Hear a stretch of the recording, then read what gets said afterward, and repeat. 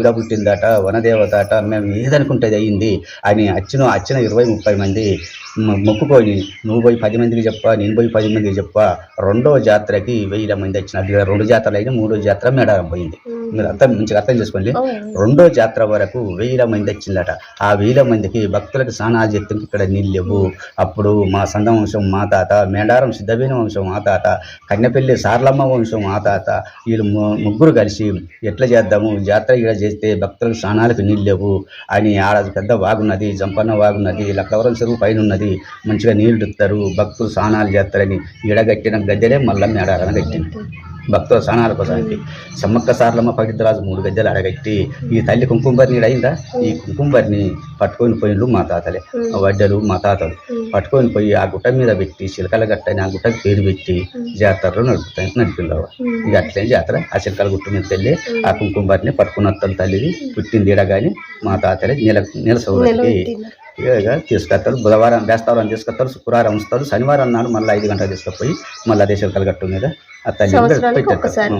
2 సంవత్సరాలకు ఒకసారి.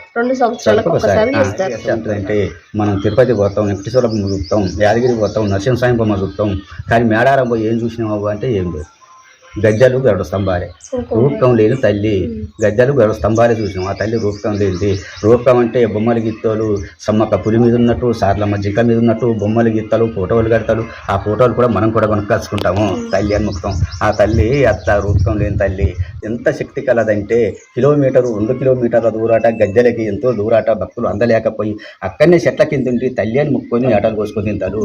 ఆ తల్లి అంత శక్తి కలంత దూరం కూడా తల్లి ఉన్నట్టే, ఆడ మొక్కుంటే ఆడ ఉన్నట్టే. ఆ తల్లి అంత శక్తి కలది సమ్మవ తల్లి.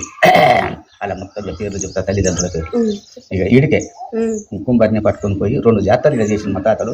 కుంకుమబరిని పట్టుకుపోయి అర్థమైంది కదా, చిలకలు గట్టు మీద పెట్టి ఆ నుంచి మళ్ళీ సమ్మక్క సారక పడితే 3 గద్దెలు కట్టి ఆడ జాతర నడుపుతాను నీలసవలకి వస్తానికి. అయితే అట్ని పట్టుకున్నా పేర్లని చెప్తా. సమ్మక్క తల్లి ధూళిమిత్తి, తండ్రి సాంబశివుడు, బిడ్డ సారలమ్మ, కొడుకు జంపన్న, మరిది గోవిందరాజులు, భర్త పగిడిద్దరాజు, చెల్లె నాగులమ్మ. కొంతమంది భక్తవచనులు నాగులమ్మని సమ్మక్క బిడ్డ అంటారు, బిడ్డ కాది చెల్లె.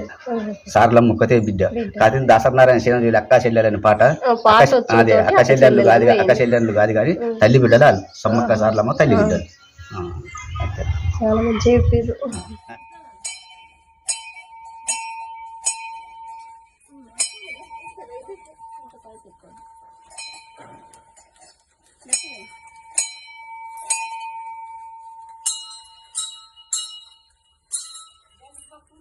అవి ఇక్కడ